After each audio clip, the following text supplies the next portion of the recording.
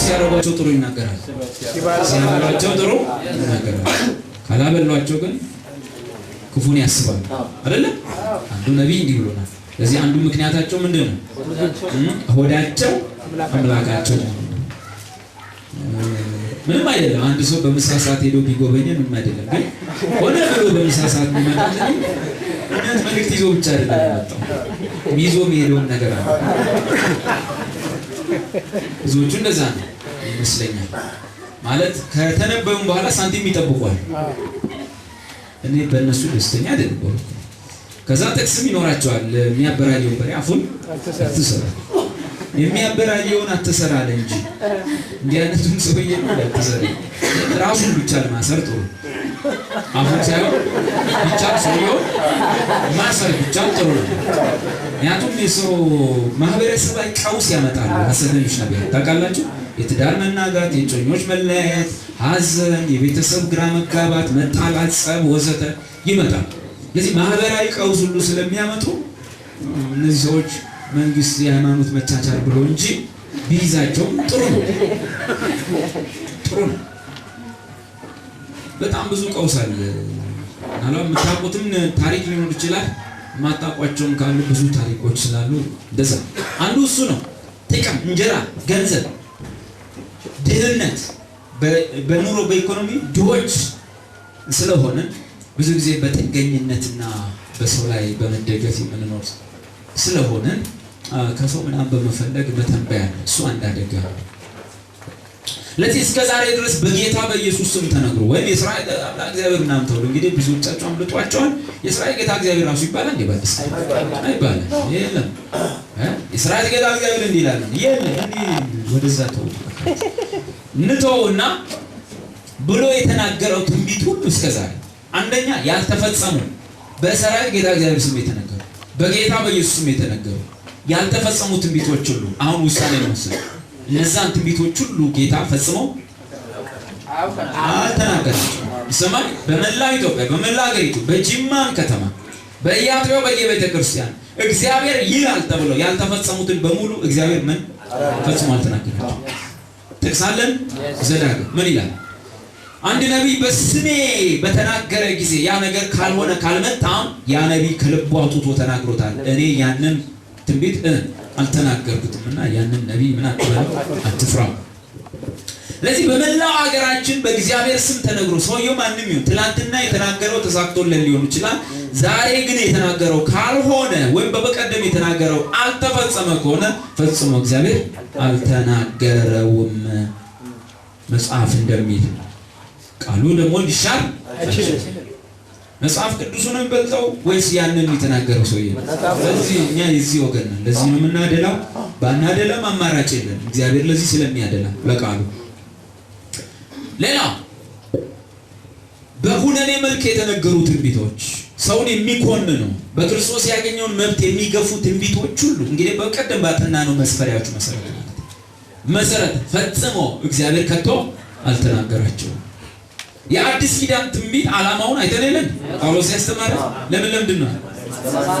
ለማነጽ በግዕዝ በአማርኛ ለመገንባት ሰውየውን ገንብቶ አሳድጎ አንጾት ከሆነ የስ ከእግዚአብሔር ነው። ሌላውስ አቤት መምከር የሚለው ምን ለሚል ነው? እንግሊዝኛው የተሻለ መምከር የሚል ምን የሚል ኢንከሬጅ ማለት ማበረታታት። የኛ መምከርማ አይዞ በቃ ያልፋል። ይሄ ምክር ነው እኛ ጋር አይደል? ያልፋል። አማረኝ ካልሽ በቃ አምሮ ይቀራል። እንዲህ ብሎ ይመክራል። ይሄ ነው እኛ ጋር ምክር። እንግሊዝኛው መምከር አይደለም ይሄ። እንግሊዝኛው አይታችሁታል? ኢንከሬጅ ማድረግ ሰውየውን ምን ማድረግ ማበረታታት። ከሬጅ ማለት ምንድን ነው? አንድ ሰው በጣም ከሬጅ ነው እሱ ሲል ደፋር ብርቱ ማይፈራ ማለት ነው። ስለዚህ ዝሎ ተመቶ የመጣውን ሰውዬ ተስፋ ቆርጦ እኔን ብሎ ጴንጤ እንደው ዝም ብዬ ልምጣ አልኩ እንጂ እኔ እኮ ሰይጣን አትረባም ነው የሚለኝ። እኔ እኮ ልጸልይ ካቆም 3 ወሬ ነው። ቃል ማንበብ አልችልም። ልጸልይ ስል ይጠፋብኛል። ስንበረከክ እንቅልፌ ይመጣል ብሎ የሚመጣውን አንተ እንቅልፋ አላችሁ ቃል ሳታነቡ 9 ወር የቆያችሁ ይሄ ትንቢት ነው አይደለም? ትንቢት ያን እንደዛ ዜሮ የገባውን ሰውዬ ማርሹን ቀይረ 5ኛ ላይ ያስገብተው መልቀቅ ነው። ይሰማል አይደል? እንደዛ ካላደረከው ሰውየውን አለ ካልከው አቅም እንደደከመ አሜን። ማንበብ እንዳቃተው አያውቅም። ለምን ታስታውሰዋለህ? ያውቃል እኮ። ነቢይን እግዚአብሔር ያቆመው ምንድነው? የደከሙ ሰዎች ምን ሆነው እንዲሄዱ ኢንካሬጅ ሆነው ተነሳስተው ደፋር ሆነው የስ እኔ የእግዚአብሔር ልጅ ነኝ። ሰፈር መንደር አንተ ትላንተኛ ጋር እዚህ ጋር ቁጭ ብለህ ጠጠር ስትሮ ጸድቅ ያለው እባክህ ሃሌሉያ ይላል ነው። እንደዛ አድርገው ከለቀቀው ነቢይ ነው። በተረፈ በተመታ ሞራሉ ላይ ከእንደገና ሞራል ባትሪ ጨርሶ ሲመጣ ነቢይ ምንድን ስራው ማገናኝ ቻርጅ ሞልቶ መላክ ያለውን አሟጦ ሰውዬው እሷን በዛችሁ ቢመጣ ተንገታክቶ እሷን አሟሽተ ባትሪ ሁለተኛ እንትን እንዳይለ ምንድነው የሚባል ከዛ በኋላ ባትሪው በደንብ ማስደንገጥ ነው የሚባል ካልደነገጠ አይሞላም። ከዚህ በኋላ ነቢይ ምንድነው ዓላማው? ያንን ነው አይደለም። አንደኛ ለማነጽ ለመገንባት ፓራዲዶሜ ወይም ዶም ሰውየው ተሰርቶ እስኪያልቅ ዶም እስኪወጣለት ድረስ ማሳደግ ነው ነቢይ። ቀጥሎ ደግሞ አሁን ያለው ነው ኢንካሬጅ ማድረግ። የመጨረሻው ደግሞ ማጽናናት አይደል? ኮንሶሌሽን። ሰውየው አዝኖ ምናምን በመስሪያ ቤት አልቀናው ብሎ በትምህርት ቤት አልቀናው ብሎ ግሬዱ ተበላሽቶበት ሰፈር ሰው ለቅፎት ምን ብሎት ይመጣል። በቃ በሁሉ ነገር እምቢ ብሎ ሲመጣ ምን ታደርጋለህ? ሰውየው ኮንሶሌሽን ይባላል ወይም ማጽናናት ነው። ሰውየውን አብርታ አይዞ ጌታ ካንተ ጋር ነው፣ እሱ ራሱ አይለቅም፣ ከፊት ለፊት መልካም ነገር አለ ና ብለህ አነሳስተህ። ከዚህ ውጪ የሆኑ የአዲስ ኪዳን የትንቢት ሐሳቦች በአዲስ ኪዳን ውስጥ የሉም። የአዲስ ኪዳን አገልጋይ በምኑ ላይ ተመስርቶ ነው የሚያገለግለው? በኪዳኑ ላይ ተመስርቶ ነው። ይሰማል? ኪዳኑ በምን ላይ ተመሰረተ ነው? ሉቃስ 22 ኢየሱስ እንዲህ አለ፣ ጽዋውን አንስቶ ይህ በደሜ የሚሆነው አዲስ ኪዳን። በምኑ የሚሆን? በደሙ። በእኛ ስራ ነው? በደሜና በጥረታችሁ፣ በደሜና በጸባያችሁ፣ በደሜና በስራችሁ ነው እንዴ? አይደለም። ምንድን ነው? በደሜ የሚሆነው አዲስ ኪዳን ነው። እግዚአብሔር ይህንን ኪዳን ያጸናው በማን ደም ነው? በኢየሱስ።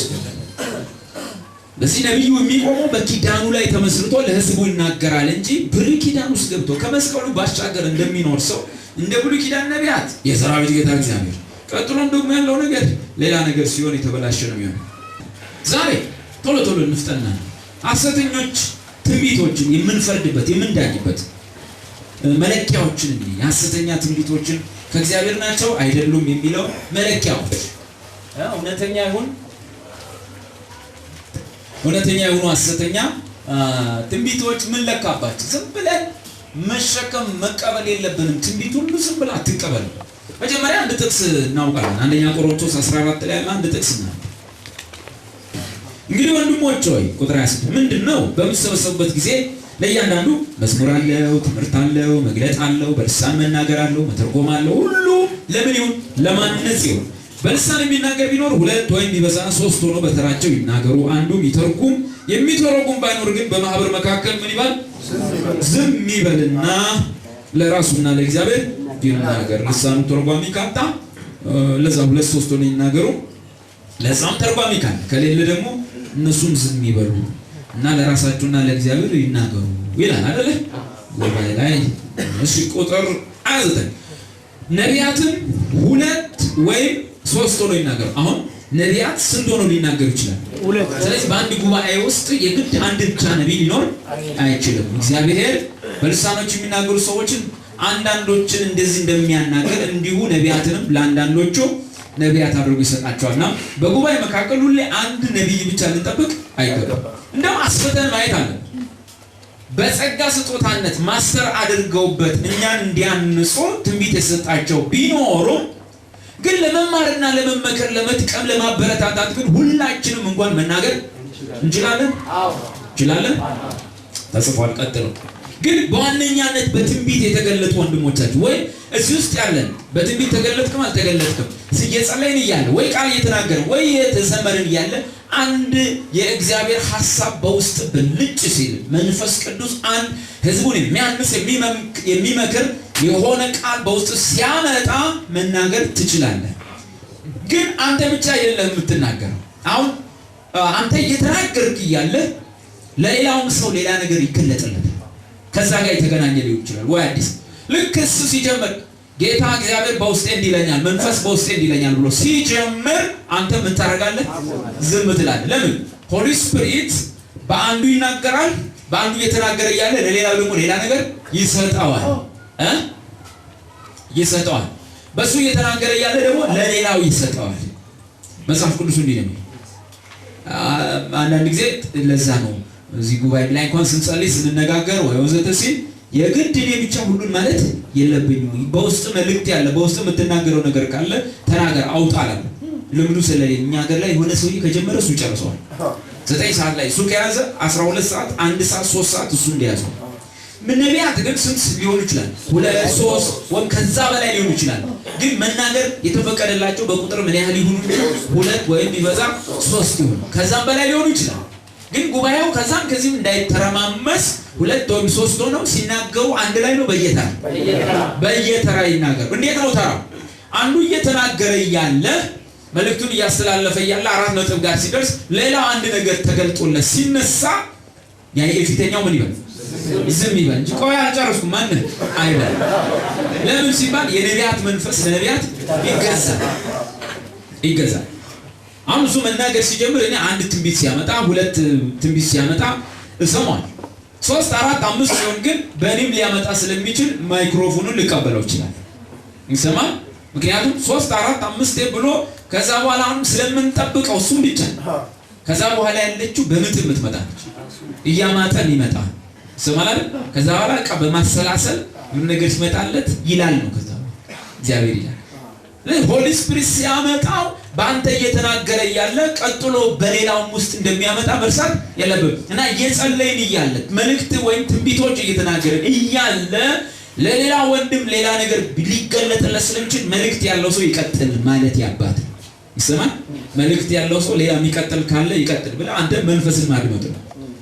ያ ሰው ካለ ይናገር፣ ከሌለስ ያመጣልህ ትናገራለህ። ይሄ የጥንቷ ቤተክርስቲያን የነቢያት አገልግሎት ልማድ ነው። ነቢያት 2 ወይም 3 ሆነው ይናገሩ።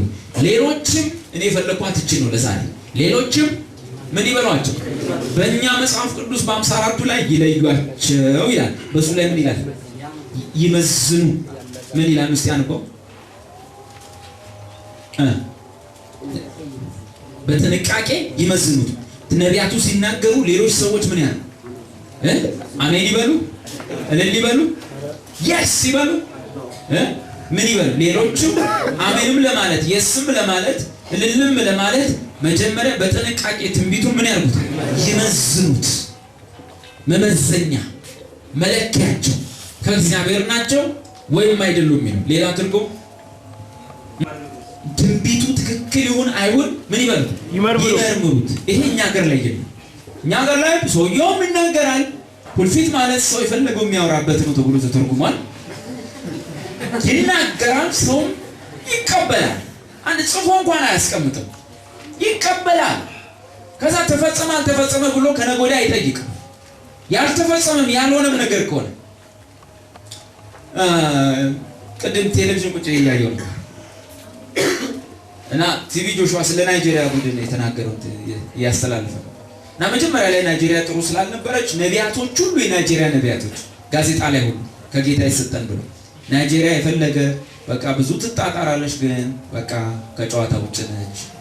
ለምንድን ነው? መጀመሪያ ላይ ስለተሸነፈች፣ መጀመሪያ ላይ ጥሩ ስላልነበረች ተንበየው ተናግረው ልክ እነሱ ሲበላሽባቸው ጆሹዋ ደግሞ ተነሳና ዋንጫ ይበላሉ አለ። ከዛ በኋላ ሁሉም ሰዎች ዘ ፕሮፌት ኦፍ ዱም አሉት።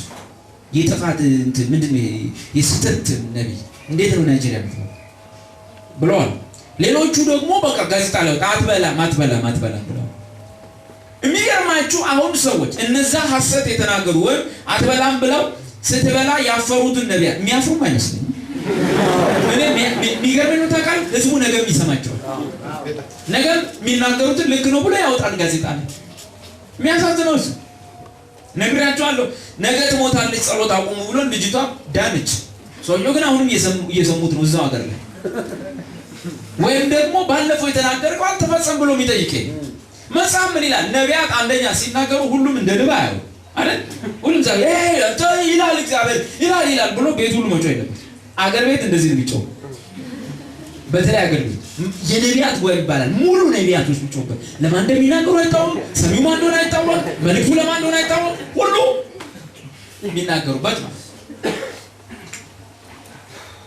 ቀጥሎ ደግሞ የተፈጸመውን ነገር መመርመር የለም። ከእግዚአብሔር ቃል ጋር ይስማማል አይስማማም ብሎ መመርመሪያ መለኪያ ወይም በመደበኛው ትርጉም ላይ መመዘኛዎች አሉ። በምንድን ነው ምን መዝነው የሚለውን ነው የምናጠው። መመዘኛ ሌሎች ምን ያርጉት? ትንቢት ሲነገር ሌሎች ምን ያርጉ? ይመዝኑት፣ ይመርምሩት። ከእግዚአብሔር ነው አይደለም ብለው ይለው። እዚህ ጋር አንድ እንትን አለኝ።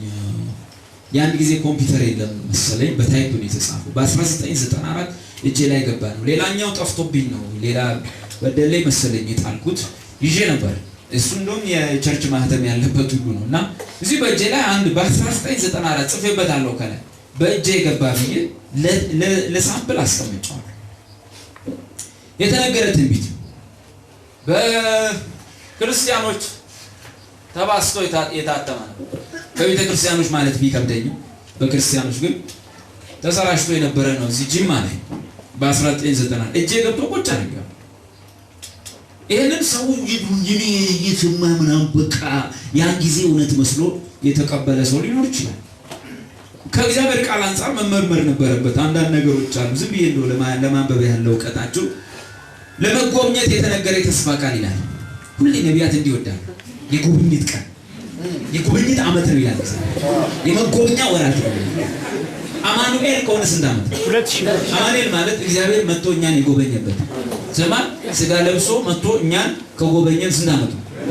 በቃ ተጎብኝቻለሁ። መጥቶ ጎብኝቶን አይቶ ድካማችንን ተረድቶ በስጋና በደም ተካፍሎ ነገራችንን አጣርቶ ገበያ መንደሩን ሰፈሩን አይቶ የሰው ረሃቡን ጥማቱን ችግሩን ሁሉ ቀምሶ አይቶ ጎብኝቶን ከሄደ 2000 ግን ይወዳሉ እንዲያ ብሉይ ኪዳናዊ ቃል ነው። በመሰረቱ የተስፋ ቃል ከትውልድ ወደ ትውልድ እየተላለፈለኛ ደርሷል። በእርግጥ እንደተነገረው እግዚአብሔር መጎብኘትን ይጎበኘናል። ሆኖም የሚጎበኝ ለመጎብኘት ዘመን ራሱን ማዘጋጀት ይኖርበታል። እግዚአብሔር እስራኤል እንደሚጎበኝ ሲናገር ንጉሡ አይዋህና ቶሎ በአህያይቷ ላይ ተቀምጦ ለእርሱ እንደሚመጣ ተናግሯል። ከረጅም ዘመናት በኋላ ጊዜው ደርሶ ጌታ አህያው ውርንጭላ ላይ ተቀምጦ ወደ ከተማይቱ ሲገባ ከተማይቱ ተዘጋጅታ አልጠበቀችም። ጥሩ ነው። ከባይብል ጋር ነው የሚለወሰው። አየህ፣ ጥሩ ነው፣ ይለወሳል። ግን የራስ ነገር ይገባበታል። አንድ ድሮ በነበርኩበት ቦታ የነበረ የጸሎት መጽሐፍ አለ፣ አስማተ መለኮት እና ስትገልጸው የመጀመሪያውን ገጽ በስመ አብ ወወልድ ወመንፈስ ቅዱስ ብሎ በቅዱሱ ሥላሴ ስም ይጀምራል። አሪፍ። በስመ አብ ሁሉ ጊዜ ሴጣን ነኝ ብሏል። በጥሩ ስም ነው የጀመረው፣ በአምላካችን ስም ነው የጀመረው። በስመ አብ ወወልድ ወመንፈስ ቅዱስ አለ።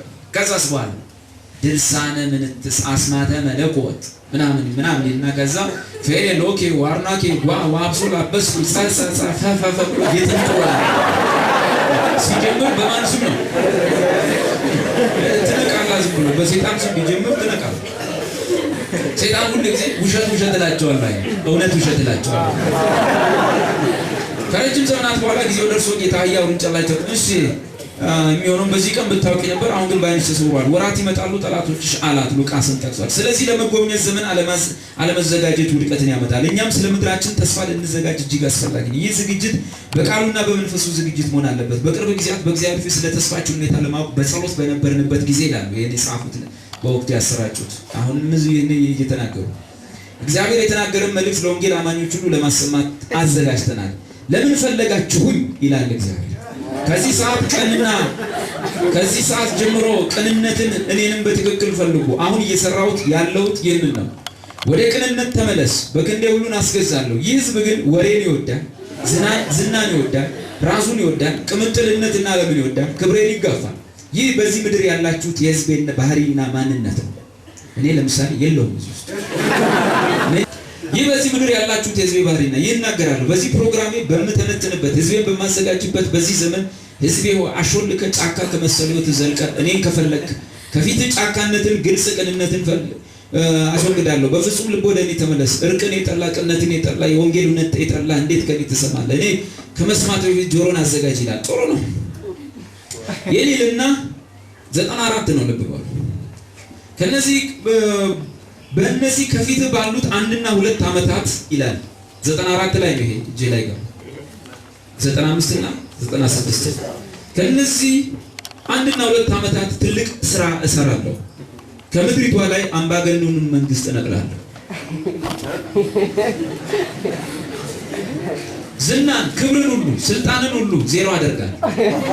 የሰውዬ ይደርጋል።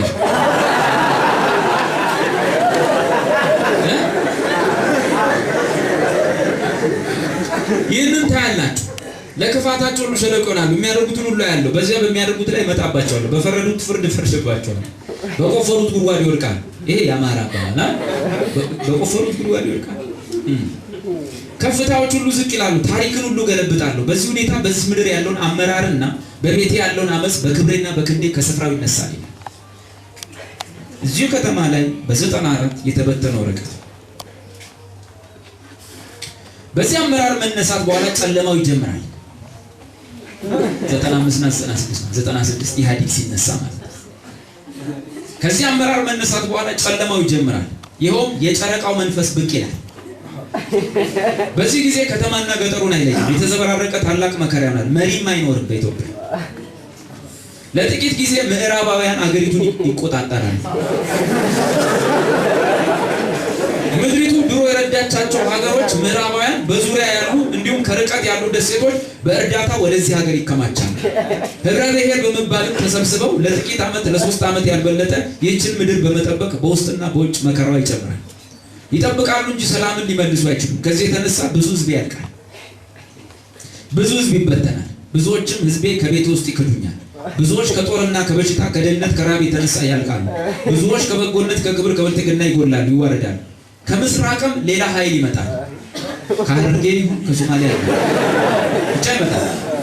እጅግም ይህች ምድር የእኔ ነች ይመጣል። እጅግም ይህች ምድር የእኔ ነች፣ መብቱን ስልጣኑም የእኔ ነው ብሎ ይጋፋል።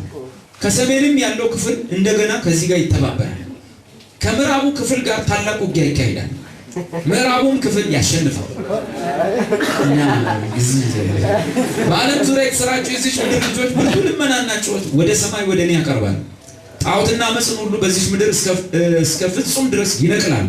ከዚህ ምድር ለዘመናት የቆየው የጨለማን ስር ይነቅላሉ፣ እደመስሳለሁ ይላል ሰራዊት ጌታ እግዚአብሔር።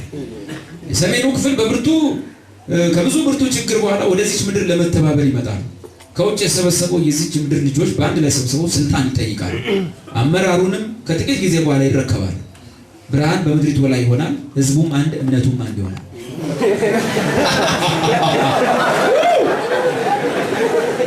የምኞት መግለጫ ነው ትንቢት። ኢዝንት ስታይል ሰውዬው ውስጡ ፖለቲከኛ እንዲህ ያሉ በቀጠል ብዙ እጄ ገባ። ዛሬ ቀን ቆጥረው እግዚአብሔር በ94 የገባ በ2000 ስንት 5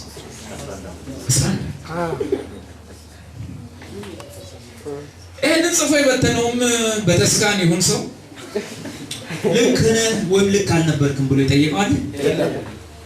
ነገም ያው መለኪያዎቻችን ምንድን ናቸው? ትንቢት ከእግዚአብሔር ይሁን አይሁን አዲስ ኪዳናዊ መስፈርቶቹ ምንድን ናቸው? የመጀመሪያው ሁለተኛ ነቢያትና ትንቢታቸው ከእግዚአብሔር ይሁን አይሁን በመጀመሪያ የምናውቀው በፍሬያቸው ይሰማል።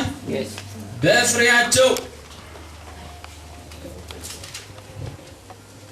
የህይወት ፍሬ፣ የኑሮ ፍሬ፣ ኧረ የስንት ነገር ፍሬ፣ የአገልግሎታቸው ፍሬ፣ በሰው ህይወት ላይ ያመጡት ፍሬ። ማቴዎስ ወንጌል ምዕራፍ 7 ቁጥር 15 ማቴዎስ 7:15 በውስጣቸው ነጣቂ ተኩሎች ሆነው ሳሉ የበግ ለምድ ለብሰው መካከላችሁ በመግባት ከሚያሸምቁ ሐሰተኛ ነቢያት ተጠንቀቁ። ከፍሬያቸው ታውቋቸዋላችሁ። ከእሾህ ቁጥቋጦ ወይም ከኩርንችትም በለስን ይለቅማልና ይለቀማልን? እንዲሁም ጥሩ ዛፍ ሁሉ ጥሩ ፍሬ፣ መጥፎ ዛፍ ግን መጥፎ ፍሬ። የምን ለምድ? የበግ ለምድ ለብስ ምን ማለት? የበግ ቆዳ ማለት የበጉን ቆዳ ለብሰው ከሚመጡባችሁ በውስጣቸው ግን ነጣቂዎች ተኩላዎች ከሆኑ ነጣቂ ናቸው። ብዙ ነገር ይነጥቃል። ህይወትን ጭምር ነው የሚነጥቃል። ገንዘብን ይነጥቃል። የወደፊት ያቀርካቸውን እቅዶች ሁሉ ነው የሚነጥቁበት። በመንጠቅ ነው የሚታወቁት። ሲመጡ ግን የሚነጥቁ ምን ለብሰው ስለመጡ ነው? በግ ታውቃላችሁ፣ የኛ መገለጫ አይደል? የእውነተኛ አማኝ መገለጫ። እውነተኛ አማኝ ምን ተብሎ ተጠርቷል? በግ ተብሎ። ኢየሱስ በጎቼን አውቃቸዋለሁ እነሱም ያውቁኛል አይደል? እውነተኛ አማኝ በበግ ተመስሏል። ስለዚህ ሰውየው ምን ይመስላል ማለት ትክክለኛ አማኝ ይመስላል። ግን በምኑ ነው የምታውቀው? ሲነጥቅ ታያለህ። ውስጣቸው ግን ምንድን ነው? ነጣቂ ተኩላ። በመንጠቅ ነው የሚታወቀው። ነጣቂ ተኩላዎች ከሆኑ ከሐሰተኞች ነቢያት ተጠንቀቁ። በምናቸው ታውቋቸዋላችሁ አለ ጌታ። ከፍሬያቸው ታውቋቸዋላችሁ። እነሱ በጣም ሰላምን እንዴት ነህ ጌታ ይመስገን ሃሌሉያ ምናምን ስለሚሉ ታውቃቸው አትችልም። ከምናቸው ነው የምታውቀው? ከፍሬያቸው ታውቋቸዋላችሁ። እንዴት? ከእሾህ እነሱ እሾህ ከሆኑ ማለት ከእሾህ ወይን ከኩርንችትስ በለስ ይለቀማልን? ይለቀማል? ሰውየው እሾህ ከሆነ በምንም አይነት ወይን ከሱ ሊገኝ አይችልም። ኩርንችት ከሆነ በምንም አይነት በለስ ሊያወጣ አይችልም። ስለዚህ ኩርንችት የሆነ በተቻለው መጠን በለስ ለመምሰል ቢሞክርም የበለስ ፍሬ ግን ከሱ አይገኝም። እሾህ የሆነ በተቻለው መጠን እሾህ ላለመምሰል ቢሞክር ሲወጋ እኮ እየጸለየ ነው። እሾህ እየገደለ አይኛ ምንድነው እንትን ነው ብሎ እኮ ነው ወንድሙን የሚገድለው። ለእግዚአብሔር ብለን ነው ብሎ እኮ ነው ወንድሙን የሚገድለው። ስለዚህ እሾህ የፈለገ ቢጨነቅ ቢጣጣር ወይን ማፍራት አይችልም። እና አትጨነቅ። ሰውየው እሾህ ከሆነ ሰውየው ኩርንችት ከሆነ ቢጨነቅ ቢያስመስለን መቼም ቢሆን የሚፈለገውን አይነት መለኮታዊ ወይም እግዚአብሔራዊ ፍሬ ሊያፈራ ይችላል። በዛ ታውቀዋለህ አለ። እንዲሁ መልካም ዛፍ ሁሉ መልካም ፍሬ ያደርጋል አይደል?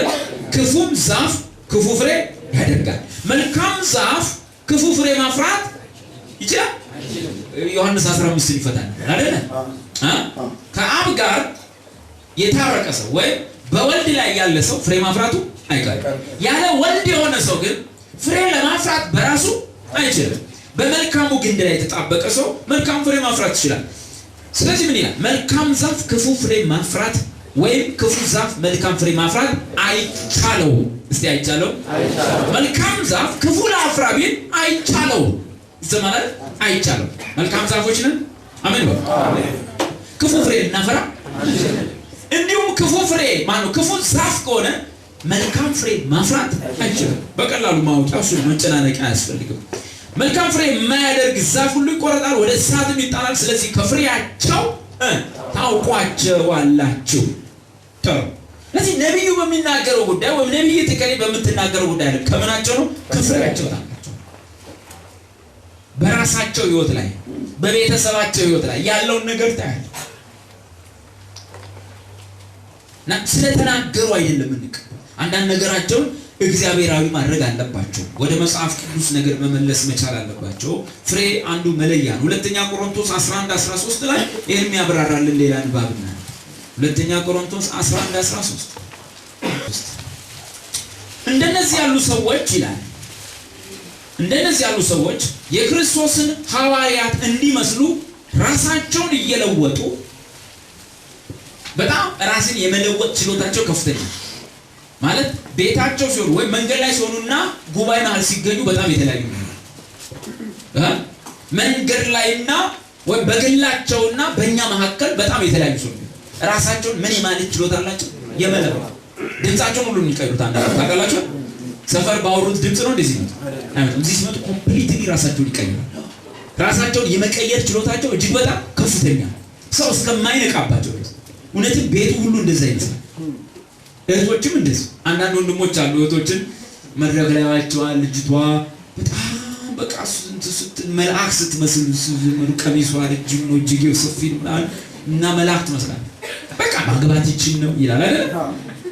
ካገባት በኋላ ግን ቤት እንደዛ አይነት ሴት ያገኛል አይገኝ። ቤት ሲገባ እናትዬ ሌላ ሴት በጣም ወረር ነው ሲሆን ምን ይሆናል? ይሄ ምንድን ራስን የመለወጥ ችሎታዋ ምን ነበር ማለት ከፍተኛ ነው። ብዙ እህቶች እንደዚህ ያልሆኑ እዚህ ጋር በቃ ወንድማችን ምናምን የሆነ አስተናጋጅ የሚላሉ እዚህ ጋር ሲቆም አስተናጋጅ ምናምን መቶ ስፒከር ሲነካካ ምናምን ሴቶች ወይ እዚህ ቸርች አገልጋይ ይሄ ሰውዬ ለአግባሽ ሲል እምቢ ይላሉ። ልጸልይበት ይሉና በሶስተኛው ቀን እሺ ነው ቤት ከገቡ በኋላ ግን ጉዳዩ እንደዛ ላይሆን ይችላል። እንኳን ህዝብ ቸርች ውስጥ ያስተናገደ ሰውዬ ራሱን ማስተናገድ የማያውቅ ይሆናል ቤት ሲገባ አይደል? ስለዚህ ብዙዎች ምን የማድረግ ችሎታቸው ከፍተኛ ነው። ራሳቸውን የመለወጥ ችሎታቸው እጅግ በጣም ከፍተኛ ነው። ራስን ያልሆኑትን ለመምሰል መለወጥ ደግሞ ኃጢአት ነው። ምን የሚባል ግብዝነት የሚባል ኃጢአት ነው። ኢየሱስ የሚጠላው ኃጢአት ነው። ዘማውያንን አስከትሏል። ኃጢአተኞችን ተከተሉኝ ብሏል። ቡና ቤት የሰሩትን ሁሉ ደቀ መዝሙር አድርጓቸዋል፣ ተከታይ አድርጓቸዋል። ቀራጩን፣ ሌባውን፣ አጭበርባሪውን ሁሉ ተከታይ አድርጓል። ከግብዞች መካከል ግን አንድ ሰውም ተከተለኝ ያለው የለም። ኢየሱስ አንድ ሰው አልተከተለው። ከግብዞች መካከል አንድ ሰው ማስመሰል ማለት ነው ግብዝነት በአማርኛ። ከሚያስመስሉ ሰዎች አንድም ሰው ተከታይ አለ። ማአት አጭበርባሪ፣ ገንዘብ የሚያታልሉ፣ ደረሰ የሚያጭበረብሩ፣ ሰካራሞች፣ ጋለሞቶች፣ ጋኔን የነበረባቸው ምናምን ሁሉ ተከታይ ሲያደርግ ከነዛ ሁሉ ኃጢአተኞች ውስጥ ያላካተተው ኃጢአተኛ ግብዝ የሚባል ጭራሽ እነዚህን ኃጢአተኞች ማስጠንቀቂያ ሰጣቸው። ከፈሪሳውያን እርሾ ተጠንቀቁና ተጠበቁ፣ ይኸውም ግብዝነታቸው ማለቸው። ይገርም እኮ ኃጢአት ማስመሰል። አሁን ምን ይላል? እንደነዚህ ያሉ ሰዎች የክርስቶስ ሐዋርያት እንዲመስሉ ራሳቸውን እየለወጡ ውሸተኞች ሐዋርያትና ተንኮለኞች ሰራተኞች ናቸውና። አንደኛ ውሸተኞች ሐዋርያት፣ ሁለተኛ ተንኮለኞች ሰራተኞች ናቸው። ሰው በትንቢት ገንዘብህን ብቀማ ከዚህ በላይ ተንኮል አለ? ተንኮል እኮ ማለት ጉድጓድ ቆፍሮ ሰው መግፋት አይደለም። ማለት ተንኮል ማለት ሰው በሚሄድበት መንገድ ላይ እንቅፋት ማድረግ ብቻ ነው። ተንኮል በእግዚአብሔር ስም ይሰራል። አሁን ጳውሎስ የሚጽፈው በማን ስም ተንኮል የሚሰሩ ነው? በእግዚአብሔር ስም። እግዚአብሔር ለባሪያዬ ምን ይላል? ምንም የተናገረ የለም። ሰሞኑን ብዬበት ለኔ የሆነ ነገር አድርግለት ምናምን ያለ የለም። ለባሪያዬ ምናምን ያለ እኔ ምንም ማለት እስቲ በደም ስማ፣ ዛሬ ሄደህ ጸልይና ማታ ጌታ የሚልህ ምንም ስጠው አላለም። ተንኮል አይደለ? ተንኮል ሰው ቤት ሄደው ውጭ ሀገር ሄዳችሁ ልጃችሁ እኔ ጸልዬላት ነው ሄደችው እና ከሄደች ምንም አላከችም ወይ የጌታ መንፈስ ተልኮልሃል ገንዘብ ብሎኝ ነበር። ይሄ ተንኮል አይደለም? ላገባ ነውና ሲስተር ጌታውን አልተናገረሽም ይሆነ በመንፈስ የሆነ ድምጽ አልመጣልሽም አላጣም። እኔ ግን ተናግሬያታለሁ አልሰማችኝም ብሎ ነው ጌታ ይላከ። ምን አለ ጌታ ሶፋ አላለሽ ብሎ ሊያገቡ ሲሉ ሙሉ ሶፋ የተገዛላቸው ምናቃችሁ ካስፈለገ ከጓደኛ ፍሪጅ የሚያስገዙ ከዛኛው ሶፋ የሚያስገዙ ተንኮል ከዚህ በላይ አለ። ግን ሲቀርቡ ምን ብለው ታመጫ እንደ ሌባ ታመጫለሽ አታመጭም ሶፋ ብለው ነው ደቀና ነው። በማን ስም ነው? ጌታ ምንም አላለሽ።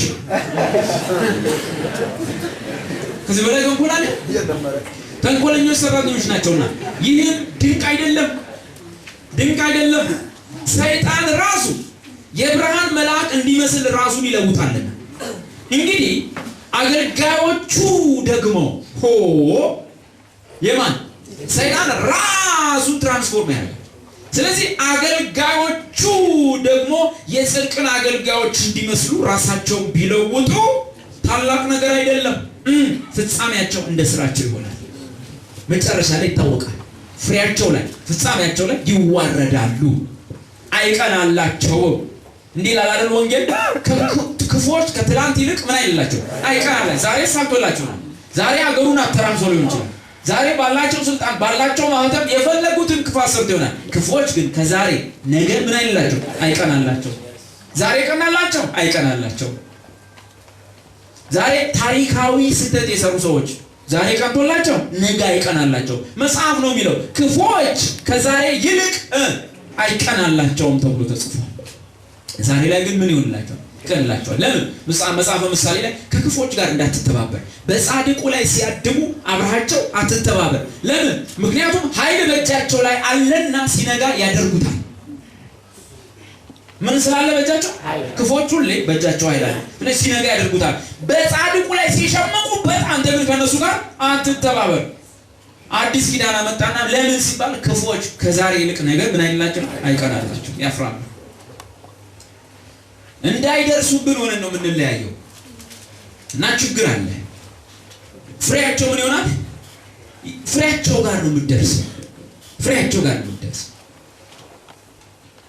አንድ ሴት ነብይ ነኝ ይላል እየተነበየች እየተናገረች ጥሩ፣ ግን ለባሏ ማትገዛ ከሆነ በምኗ እናውቃታለን? ሲስተር በፍሬሽ እናውቃለን። ባልሽ ሴት አንቺ ወንድ ሆናችሁ የምትኖሩበት ቤት ውስጥ ነብይ አንጠብቅም። ሰማላለ ለባሏ ማትገዛ ነብይ ድምጿ ቢወፍርም ባል የሆነች እንዳይመስል ሰማላለ አሁን እንደዛ የሚናገሩ ወንድ የሚመስሉናል። ለትዳር ራሱ አጠይቃቸው ያለው ታውቁ ያስፈሩት።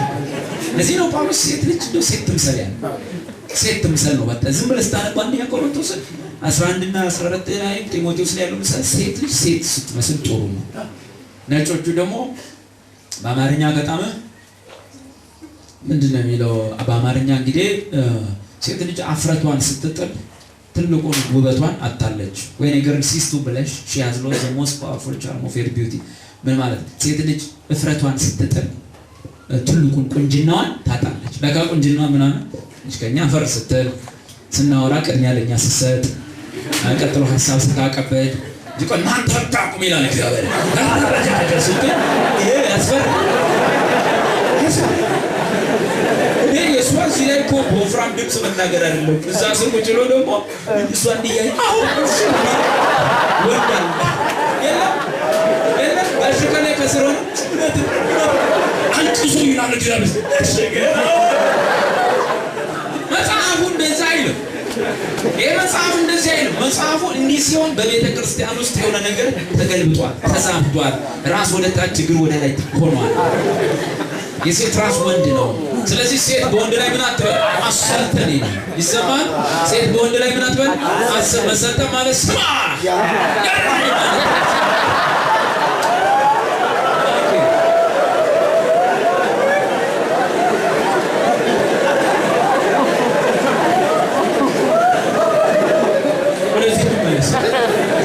ሴት በወንድ ላይ ምን አትበል?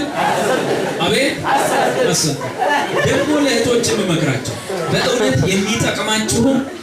የሚጠቅማችሁ ራሱ ወንድ ላይ ባሰለጡና ለወንዶች የተገዛችሁ በትህትና ብትኖሩ የሚጠቅማችሁ እሱ ነው።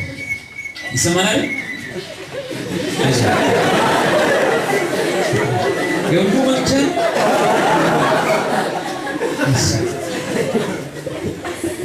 ሴት በምላሰልጥን የሴት ራስ ክርስቶስ ነው። የሴት ራስ ማን ነው? ወንድ እንጂ ክርስቶስ። ለሴቶቹ የሚጠቅመው ያ ነው። እንደው ወንዶቹ እንጂ የሚከራከሩ ሴቶቹ ራሱ ያውቁታል። አይስማማችሁ? በወንድ ጥበቃ ስር በወንድ ከለላ ስር ማለት ሰውዬው ወንድ ከሆነ እሱ ጋር ችግር ነው።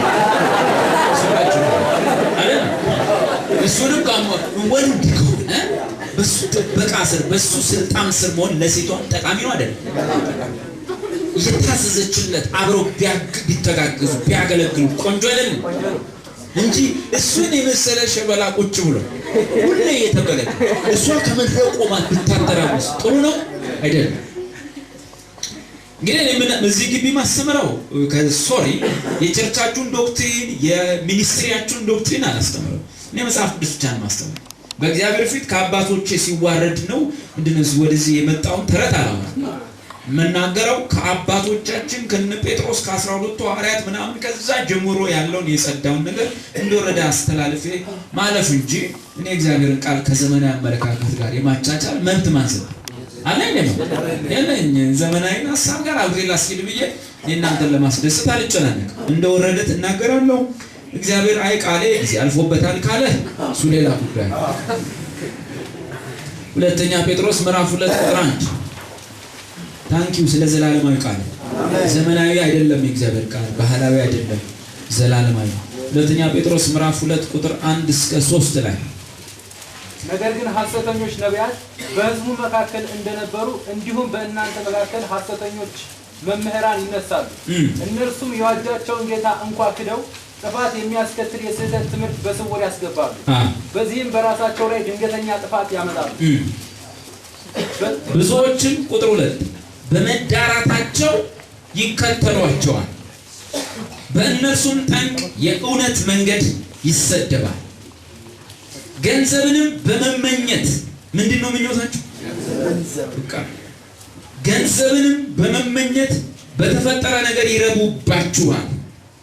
ወይም ቁጥር 3 አነበው በሱ በቀላሉ እነዚህ ሐሰተኛ መምህራን እየተስገበገቡ በፈጠራ ታሪካቸው ይበዘብዟችኋል። በምን ይታወቃሉ? በትንሽ ነገር ትንሽ አገልግሎ አምጣ። በእያንዳንዱ ፕሮግራም ላይ አምጣ። ለአምጣ 50 ደቂቃ ነው የሚሰጠው። ለአምጣ አሪፍ ምሳሌዎች አሉ። ለአምጣ ባለፈው እንዲህ ጌታ እንዲያለኝ በብር በኪሴ 500 ብር ብቻ ነበር። ስጥ አለኝ ጌታ። አረ ጌታዬ ብቻ ነው ያለኝ። ስጥ አለኝ ጌታ። ወስጄ ሰጠሁት። ይገርማቸዋል። ማታ ስገባ ከአሜሪካ አንዱ ደወለ። $10,000 ልኬልሃለሁ አለ። አሜን በሏል። በላውን አምጣ ይላል። እንደ አሜሪካ ዘመን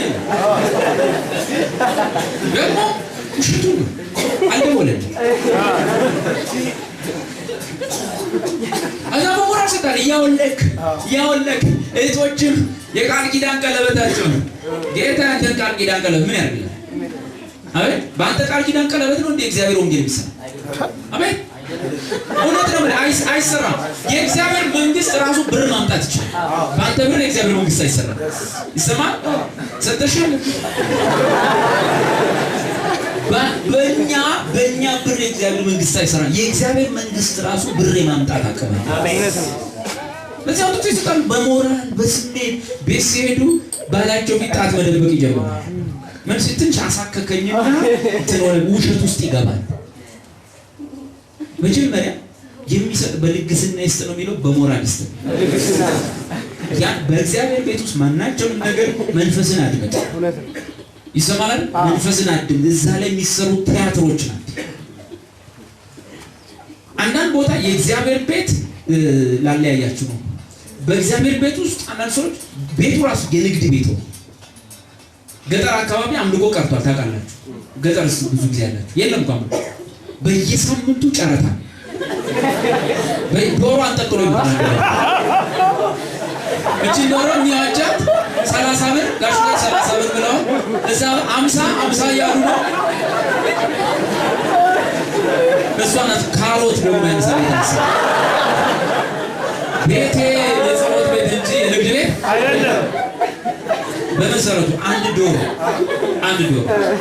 በ500 በ600 መሸጥ አለበት የለበትም? ማጭበርበር ነው። ተመረ ኢኮኖሚ የእግዚአብሔር ወንጌል በጸዳ ሁኔታ ቢነገር ብር ራሱ ይመጣል። አሜን። ዶሮ ገልብጣት ይችላል። እውነት ነው። ይሰማል። ብር የቸገረ ዳይዋን ነው የእግዚአብሔርን ወንጌል ስላልሰበከ። እውነት ነው። የእግዚአብሔር መንግስት በራሱ ብር የማምጣት አቅም። አሜን። የጠራናችሁ እናንተን ባለጸጎች ልናደርግ እንጂ በእናንተኛ ባለጸጋ ነው ማለት ነው። ተጽፏል። እግዚአብሔር ቃል ይደግፈናል። ጳውሎስ እኛ እናንተ ምን ለማድረግ ነው ሐሳባችን? ባለጸጎች ለማድረግ እንጂ ከሰዎች እቺን ያክል ነገር ለምኖ ተለማምጦ ደጅታንቶ እግዚአብሔር እንዲላል ለባሪያ ምን ትላለህ ብሎ ያውቃል። ዘና ብሎ ጳውሎስ የእናንተን ብር የምፈልግ አይደለሁም፣ በገንዘቡ የሚገኘውን ትርፍ የነፍሳት መዳናት ለእነርሱ እንጂ ከእናንተ ምን የምፈልግ አይደለም። የገዛ እጆቼ እየደከሙ እንኳን ለእኔ ከኔ ጋር ላሉት እተርፋለሁ። አልፈልግም። የእናንተ ግን መብት አለው የመቀበል የለውም። ቀብረር ሲል ነው ሰው ከእግዚአብሔር የሚባል እሱ ነው። ሁለተኛ ደግሞ ጌታ ያበለጽጋል ብለን እኛም ራሳችን የሌለን ከሆነ ውሸታም ነው። አንዳንዱ ብልጽግና ይሰብካል፣ ግን ቤት ኪራይ መክፈያ የለም። የሚሰብኩ ስለ ብልጽግና ስለ ብር ነው። የለም ኪስ ውስጥ አንተ ነህ የምትጋብዘው። ምሳ ከበላና ቁልጭ ብላ አንተን ይጠብቅ። የብልጽግና ሰባኪ ክርስቶስን ሰብከን እኛ ቤት ከበር መልስ መክፈል እንችላለን። ሃሌሉያ አሜን። ጌታ ይመስገን አሜን። እነዚህ ምንድነው ችግራቸው? በደንብ ያቸው ቁጥር 3 ላይ ገንዘብን በመመኘት በተፈጠረ ነገር ይረጉባቸዋል ወይም ይበዘብዟቸዋል። ፍርዳቸው ከጥንት ጀምሮ አይዘገይም፣ ጥፋታቸው ማያንቀላፋም ወዘተ እያለ ቀጥል። ነማስ ሰዎች በምናቸው ነው መጀመሪያ የምናውቃቸው አለ። የሆነ ነቢይ ገንዘብ ካላመጣ ሲል ብራዘር እሱ የእግዚአብሔር ሰው ነው። አገልጋይ ገንዘብ መለመን ሲጀምር አብቅቶለታል። ይሰማል። በቃ አበቃለት። ከሱ ብዙ ነገር አጠብቅ። መለመን ሲጀምር አበቃለት። አገልጋይ የሽማግሌዎችን እንትን ያየህ 28 ሲደርስ ለ30 ሲሰለፍ ለደሞዝ አበቃለት ያን ጊዜ ከሱ ብዙ ነገር አጠብቅ ፕሮግራም እንዲሸፍን አደርገዋል ፕሮግራም ከመሸፈን በስተቀር ከላይ የሆነ ነገር ማምጣት አይችልም በጣም አስቸጋሪ ኢብያካ ከጻፈው አልደረሰም እንዴ ዛሬ እኮ 26 ነው ብሎ የሚመጣ ሰው ይሄ እንዴት ነው ነብይ የሚሆን ይሄ ሰውዬ ብር የሚገኝበትን አማራጮች ሁሉ ከመጠቀም ወደ ኋላ ፍሬያቸው ቤት የሚከራዩ ነቢያት አሉ እዚህ ጂማ ሰላም ነው ነገ ስብሰባ ካልመጡ አዲስ አበባ ላይ አትይዘውም ነብዩ እዚህ ሙልጭ አድርጎ ሰፈሩን ከጨረሰ በኋላ ደግሞ ይጠፋል ኮተቤ ይገባል የት እንደገባ ይታወቃል ቤት ይከራያል ኮንዶሚኒየም ይከራያል ሴት ማባለግ በግላቸው ነገሩኝ እህቶች አሉ ያናገሩኝ ያሉ እዚህ ልትኖሩ ትችላላችሁ እነዚህ ሰዎች ዝም ልንላቸው ይገባል አይገባም እናንተ ዝም በሏቸው እኔ ዝም ልላቸው አልችልም ሰማል አይደል መጽሐፍ እንዲላ አንድ ጥቅስ ነው ኤፌሶን 5 11 ፍሬም ከሌለ ምን ከሌለው በምናቸው ታውቃቸው ፍሬያቸው ስለዚህ እግዚአብሔር ፍሬ ይላቸው ፍሬም ከሌለው ከጨለማ ስራ ጋር አትተባበሩ ይልቁንስ ዝም በሉ ነው ግለጡት እንጂ እነሱ በስውር ስለሚያደርጉት መናገር እንኳን ነውር ነውና የሚያደርጉትን ነገር መናገር ነውር ነውና ሁሉ ግን በብርሃን ሲገለጥ ይታያል የሚታየው ሁሉ ብርሃን ነውና ስለዚህ የምትተኛ ንቃ ከሙታን ተነሳ ክርስቶስ ያባራል አሜን በማቴዎስ ወንጌል ላይ ያለው እንዳትረሱ ሲመጡ ሁሉ ጊዜ የበግ ለምሚስ ማን መስለው እኛ መዝሙር ይችላሉ ጸሎት ይችላሉ ሉል ይችላሉ ልሳኑ ሉል ይችላሉ አይደል እሷን ካሉ የሚጠረጥራቸዋለን የሚጠረጥራለን እኔ ባለፈው ቤት ስገባ አላውቀው እንግዲህ መጥቷል ከየት እንደሆነ ገብቷል ቤት ውስጥ እና ቤት አሉ ምስኪን እህቶች አሉ እነሱም አሉ አሜን እያ በር ላይ ስነጥፍ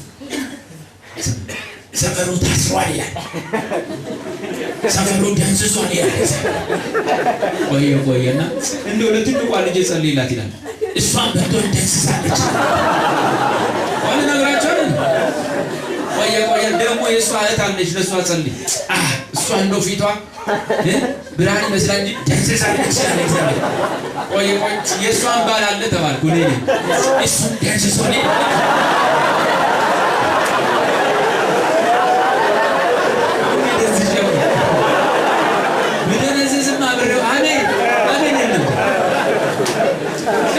መጀመሪያው ሁሉ ያደነዘዘው መፍትሄ ማንጋል ላይ ማለት ነው እሱ ጋር ለዚህ እንደዚህ እንግዲህ አሁን መፍትሄ ሰጠልን ነው ከዛ አሁን ግን በቃ ፈታው ሊለን መጀመሪያ እንዲህ ነው የሚነግረው ተደርጎባል ተሰርቶባል ልብስ ላይ ተሰርቷል ደብተርሽ ላይ ተሰርቷል ያላጠና ሁሉ ሲወድቅ ደብተርሽ ላይ ተሰርቷል ያዋሻት ልጅ ነበረች ይላል እግዚአብሔር እንዴት ክፍል ውስጥ አትዋዋስ በዓለም ያለው ነው በእኛ ያለው ነው ለምን ተቋቤ ደርሶ አይመጣም ገብታ ለምን ሙሉ ከነቦርሳው አድሮ አይመጣም ምን አገናኙ ከኛ ጋር የሚያገናኘው ነገር ነው ያለው ተቋቤ ደርሶ ቢመጣ ብቻ አቤት መጠንቋይ ውስጥ ደም ውስጥ ዶሮ ውስጥ ጫንቱን ውስጥ ነግሮ ቢለቀው ከኔ ጋር የሚያገናኘው ነገር ነው ያልገባ ስላላጠና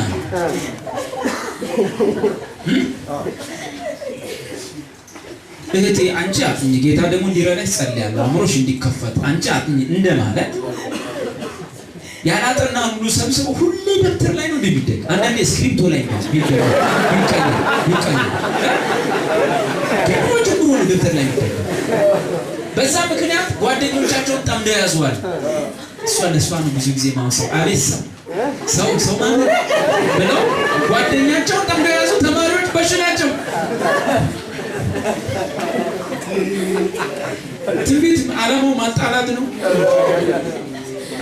ታንክ ዩ ፋዘር አሜን ይህን እድል ስለሰጠህ አሜን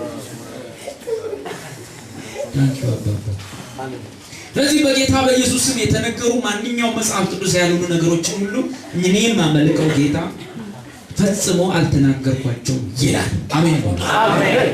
አልተናገርኳቸውም።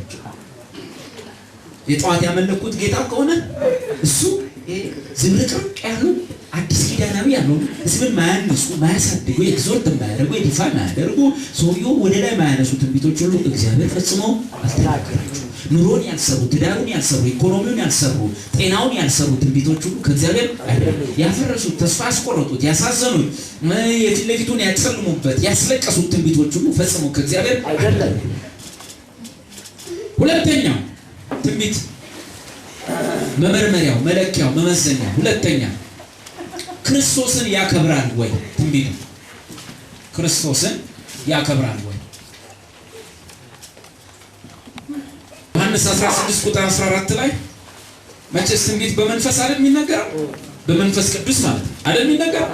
ስለዚህ መንፈስ ቅዱስን ኢየሱስ ምን አለ? ዮሐንስ 16 14 ከአብ የሚወጣ የእውነት መንፈስ ይመጣል፣ እሱም እኔን ያከብረኛል። መንፈስ ቅዱስ በትምህርት ውስጥ በል፣ በስብከት ውስጥ በል፣ በማጽናናት ውስጥ በል፣ በዝማሬ ውስጥ በል፣ በሁሉም ነገር ውስጥ ዓላማው አንተ ዝም ብሎ ለማጽናናት ለማስደሰት ብቻ አይደለም። በዛ ውስጥ ማንን ማክበር ነው?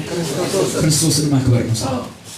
ትንቢት አንተን በመቀየር ለክርስቶስ ክብር ካላመጣ፣ ትንቢት ለአንተ ድጋፍና ጥገና ሰጥቶ ለክርስቶስ ክብር ማምጣት ካልቻልክ፣ ጭራሽ ተናግረኝ እንዲሆን ብለህ እሱን ማክበር ትተህ ማጉረምረም ካስጀመረ እሱ ትንቢት አይደለም። መንፈስ ቅዱስ በአንተ ሕይወት በትንቢት ውስጥ አልፎ ሲናገር ውጤቱና ፍጻሜው ማንን ማክበር ነው? ክርስቶስን። አቤት! አንተን ከሰው በላይ ከፍ ማድረግ ነው።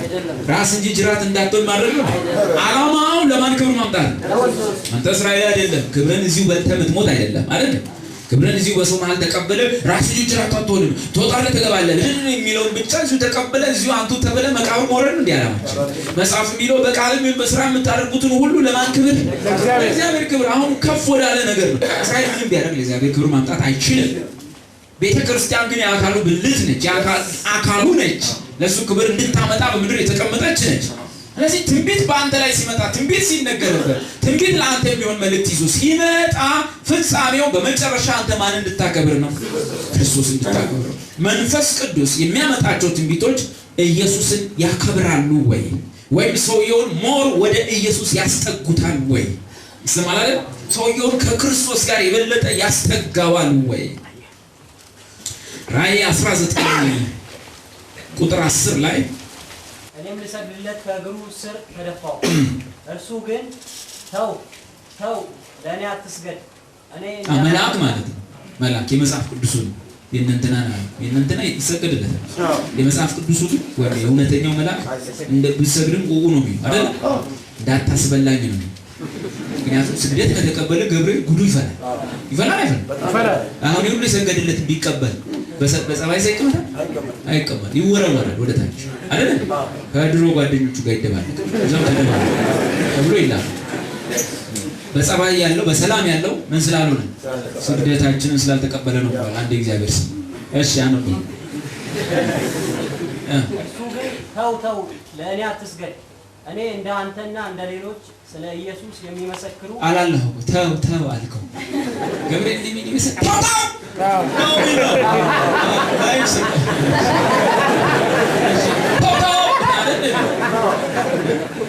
በቀላሉ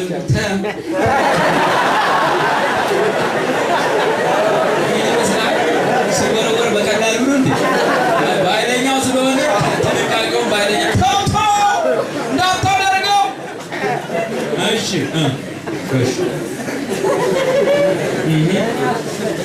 እኔ እንዳንተና እንደ ሌሎቹ ስለ ኢየሱስ የሚመሰክሩ ወንድሞች የእግዚአብሔር አገልጋይ ነኝ። ልክ እንደኛ ማለት መስገድ የሚገባው ለእግዚአብሔር ብቻ ነው። እሺ መስገድ የሚገባው ለእግዚአብሔር ብቻ ነው። ቀጥል። ነቢያትን በትንቢት መንፈስ የሚሞላቸው በክርስቶስ የተገለጠው እውነት ነው አለኝ። በክርስቶስ የተገለጠው እውነት። ስለዚህ በነቢያት የሚናገረው መንፈስ የሚናገረው ነገር በክርስቶስ የተገለጠውን እውነት ነው ይላል። ጥሩ። እሱ ላይ ደግሞ ምን ይላል?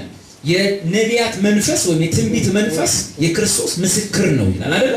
ሐሳቡን እንድታገኙልኝ ፈልጌ ነው። ሆሊ ስፒሪት በትንቢት መንፈስ ሲሰራ ይሁን በሌሎችም ነገሮች ሲሰራ ዓላማው ሰውየውን ወደ ክርስቶስ ማድረስ ነው። ዓላማው ስለ ክርስቶስ መመስከር ነው። ለምሳሌ ብራዘር ሚጣል የሚረሳ ሚተው መስሎት መጣ። እግዚአብሔር ትቶኛ ረስቶኛል። እኔ ተናገርኩት። ጌታ እንዲህ ይላል፣ የጌታ መንፈስ እኔ ራሴ ይላል አልለቅህም ከቶ አልተውህም ይላል። ሰውየው ከኢየሱስ በርግጎ ይጠፋል ወይስ ይጠጋል? አይደል? ዋው ጌታ እንዲህ ያለኝ ብሎ ለጌታ ክብር ያመጣል። ያመጣል። በግንባሩ እየሰገደ ለእግዚአብሔር ምን ይሆናል? ይሰግዳል። አንደኛ ቆሮንቶስ ምዕራፍ 14 እውነተኛ ትንቢት ሲመጣ በሰው ህይወት ላይ የሚመጣ ትልቅ ለውጥ አለ። ትልቅ ኢፌክት እልልታ ብቻ አይደለም፣ ብሎ መጮህ አይደለም። ምዕራፍ 14 ቁጥር 24 ሁሉ ትንቢት ቢናገሩ ግን የማያምን ወይም ያልተማረ ሰው ቢገባ በሁሉ ይወቀሳል፣ በሁሉም ይመረመራል፣ በልቡም የተሰወረ ይገለጣል። እንዲሁም እግዚአብሔር በእውነት በመካከላቸው ነው ብሎ እየተናገረ በፊቱ ወድቆ ለእግዚአብሔር ይሰግዳል። ፍጻሜው ለማን ክብር ማምጣት ነው? ትንቢቱ ውጤቱ ላይ ሲደረስ ሰውየው ለማን ክብር ይሰጣል? ለእግዚአብሔር። መንፈስ ቅዱስ በአንድ ትንቢት ውስጥ ወደ አንተ ሲመጣ ቼካል፣ ወደ ሰዎች ሲመጣ ቼካል። ፍጻሜው ለእግዚአብሔር ክብርን ያመጣል ወይስ ሰውየው ጭራሽ እግዚአብሔር ላይ እንዲያጉረመርም ያደርጋል? ብዙ ትንቢቶች ሰዎች ለእግዚአብሔር ክብር ካመጡበት ይልቅ እግዚአብሔር ላይ ያጉረመርሙበት ይወጣል። ጌታ በ90 የተናገረኝ ቃል ነበር ሳይፈጸም ቀረ። ጌታ በ2000 ላይ የተናገረኝ ነበር ሳይሆን ቀረ። ጌታ የዛሬ 5 ዓመት ትወልጃለሽ ብሎኝ ነበር ሳልወልድ ቀረው። የዛሬ እንትን ዓመት ላይ እንዲህ ትሆናለህ ብሎኝ ነበር ሳይሆን ቀረ። ጌታ ብሎኝ ነው የሚሉት እንጂ የሆነ ነብይ ብሎኛል። ጌታ ካለ ግን ምን ይሆናል? አቤት ይፈጸማል። ጠቅሳለን ዘዳግም አይደል? ዘዳግም ጌታ ከሆነ የዛሬ 5 ዓመት ትወልጃለሽ ያለው ትሆኛለሽ። ጌታ ከሆነ ባለፈው ጊዜ ወንጌላዊ ትሆናለህ ያለ ትሆናለህ። ጌታ ወንጌላዊ ትሆናለህ ብሎ ካለ በኋላ ካልሆን ጌታ አይደለም ያለ ወይ ስሜት ነው ወይ አንዱ ሞራሉ የመጣ ሰውዬ ነው ወይ ደግሞ አንዳንዱ መልካም ምኞቱን የሚገልጥ ነብይ ነው። እንደቀደሙት ሌሎች ደግሞ ደልዳዮች አሉ። ማን እንደሰጣቸው መደልደል ስጦታን ይደለድሏል። ዘዳግም ምዕራፍ 18 ቁጥር 20 ነገር ግን ይናገር ዘንድ ያላዘዝኩትን በስሜ በድፍረት የሚናገር ወይም በሌላ አማልክት ስም የሚናገር ነብይ እርሱ ይገደል ይላል። እኛ አንገድለው፣ በቃል ነው የምንገድለው ዛሬ አይደል? ከኑሮ ከቤተሰብ ከምናምን ላይ መጽሐፍ ይላል ትንቢትን አትናቁ አይደል? ትንቢትን ነው የተባለው እንጂ የውሸት ትንቢት ነው። ትንቢትን አትናቁ። ግን የውሸት ስለሚመጣ ምን አድርጉ ነው? ምን አድርጉ? ፈትኑ ነው። እዚህ ሀገር ላይ አንድ እህቴ ጋር አንዱ ሄደ። እዚህ እንደምትመጣ ያውቃል። እየዞረ በቃ እየተነበየ ምሳ በልቶ ሄደ እና ገባ። እዛ እንግዲህ ቀድማ ስታወራ የት ነው የምትማሪው? ዳዊት ጋር እየሄድኩ ነው የምማረው ምናምን ብላለች። በሌላ ቀን መጣ። ቤተሰብ ባለበት አሁን ትኖራለች እና እህቴ እግዚአብሔር እንዲህ ይልሻል፣ የምትሄጂበት ቦታ ስህተት ነው ይልሻል፣ እንዳትሄጂ ይልሻል። ማነህ? ዝም በል አለችው። እንትና አቁም፣ ዝም በል። ቤተሰቡ ምን ደነገጡ። እንዲህ ተብሎ አያውቅም። አይነደር ነብይ ተከብሮ ተፈርቶ ነው። ዝም በል አለችው። ትኖራለች። እህታችን ስም መጥራት አያስፈልግም አለሽ የተጋነው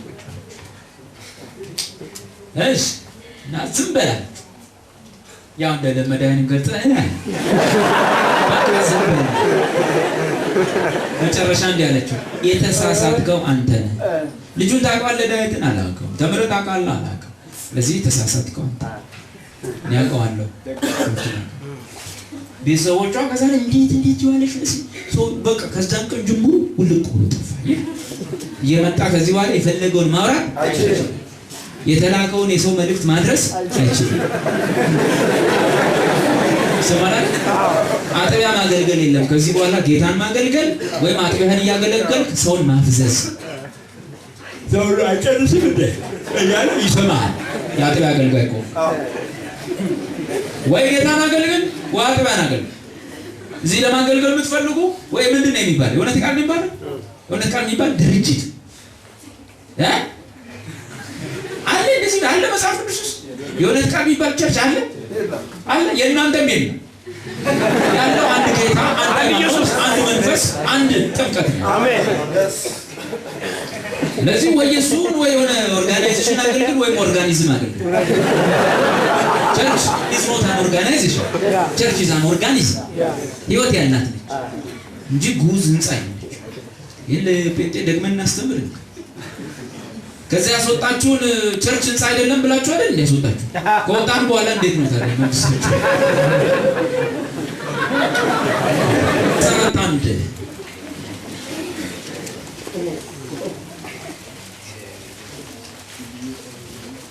እንደዚህ አለ አንደኛ ዮሐንስ ምዕራፍ 4 ከቁጥር 1 ጀምሮ ወዳጆቼ ሆይ መንፈስን ሁሉ አትመን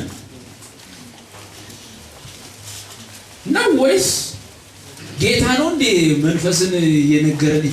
እቺን አትመን የሚለው ወይስ ለኛ ነው ስራ የተሰጠው? ለኛ አይደል? ምንድን ወዳጆች ሆይ መንፈስን ሁሉ አትመን፣ ይልቁንስ መናፍስት ከወዴት ሆነው እንደሆነ መርምር፣ ብዙዎች ሐሰተኞች ነቢያት ወደ ዓለም ወጥተዋል እያለ ይቀጥላል። በአንደኛ ቆሮንቶስ ምዕራፍ 12 ቁጥር 3 ላይ አንድ ቃል አለ። ኢየሱስ ጌታ ነው ሊል ማንም ሰው አይችልም። በምን ካልሆነ? በመንፈስ ቅዱስ ካልሆነ አይደል? ስለዚህ መንፈስ ቅዱስ ማንም ማክበር ነው ስራው። ኢየሱስ ነው የምትናገረው ትንቢት ኢየሱስን ማክበር መቻል አለበት፣ ወይም ሰዎችን ወደ ኢየሱስ ማስጠጋት አለበት። በነገራችን ትንቢት በለው ትምህርት በለው ወንጌል ሰውየውን ወደ ማን ለማድረስ ነው? መልሱልኝ በግልጽ ቋንቋ ስማችንን አትጥራመቱ። ቆይ ወንጌል ሰውየውን ወደ ሙሉ ወንጌል ማድረስ ነው? ወንጌል ወደ ቃሎት ማድረስ ነው? አይደለም። ወንጌል ወደ መሰረቱ ማድረስ ነው? ወንጌል ወደ እውነት ቃል ማድረስ ነው? እግዚአብሔር ወዴት ነው የጠራን? አንደኛ ቆሮንቶስ ምዕራፍ 1 ቁጥር 9 ወደ ልጁ ወደ ጌታችን ወደ ኢየሱስ ክርስቶስ ህብረት ነው የጠራን አይደል? ስለዚህ ወንጌል ወደ ኢየሱስ መጥራት የእግዚአብሔር ነገር ሁሉ ዝማሬ ብትለው ምን ብትለው ሰውየውን ሞር ወደ ማን ማስጠጋት አለበት? ወደ ኢየሱስ። አንድ ጊዜ እዚህ ከተማ ላይ የሆኑ ሰው እየመጡ ጂኒ ያስወጣሉ ምናምን አሉ ሰዎች። ኧረ በመቤታችን ስም ሁሉ የሚያስጮት በመላክ ስም አሉ። እዚህ ጠይቃችሁ ነበር። ይህ ሲጮህ ሰምተናል አላችሁ። ሲጮህ አይደለም የሰማችሁት፣ ሲጫወቱ ዘማራ ሲጫወቱ። አጋንንት በጣም ጨዋታ ይችላል። ብሎ የሚሰማቸው ከተገኘ ጨዋታ ነው የሚጫወቱት። ከዛ በኋላ ምንድነው አስወጡ? አስጮሁ። ጴንጤ ማስወጣት አቃተው? እሳቸው አስወጡ። ጥሩ። ግን ሰዎችን ወዴት ለማድረስ ነው አገልግሎታቸው? በዚህ ነው የምትፈትን። ያ ሁሉ የሄደው ሰው ወደ እግዚአብሔር ልጅ ወደ ኢየሱስ ክርስቶስ ከተጠጋ ሰውየው ያድርጉም ታምር አያድርጉም ትክክል ናቸው። ይሰማል አይደል? ሰዎችን ወደ ማን ካስጠጋ? ወደ ኢየሱስ ካመጣ ማንኛውም የሞታ አስነሳ ሰማይን ወደዚህ አስጠጋ፣ ተራራ ነቅለ ወደ ሜዳ ጣል። ያ አገልግሎት ግን ሰዎችን ወደ ክርስቶስ ካላመጣ ከንቱ ነው። ከእንደገና ከእግዚአብሔር አይደለም። የሆነ ትሪክ ነው የሰራው፣ የሆነ ቲያትር ነው የሰራው። ማንኛውም ትምህርት፣ ማንኛውም ቃል፣ ማንኛውም ዝማሬ፣ ማንኛውም ትንቢት፣ ማንኛውም መገለጥ ሰውየውን ወይም ሰዎችን ከትላንት ይልቅ ወደ ማን ማስጠጋት አለበት? ወደ ክርስቶስ፣ ወደ ክርስቶስ። ሰብኬ ምን ብዬ ዘምሬ ምን ብዬ ወደ ማርያም ካደረስኩ ሳትክ፣ አንተም ሳትክ እኔም ሳትኩ። ለፍቼ ደክሜ ታምር አድርጌ ምን ብዬ ወደ እኔ ካመጣው የኔ አባል ካደረኩ ሳትክ እኔም ሳትኩ። ለፍቼ ደክሜ ወንጌል መስክሬ ትራክት በትኜ አንተን ያመጣው ወደ ክርስቶስ ወደ አጥቢያዬ ከሆነ የአጥቢያዬን ቁጥር ልሞላብህ ከሆነ አንተም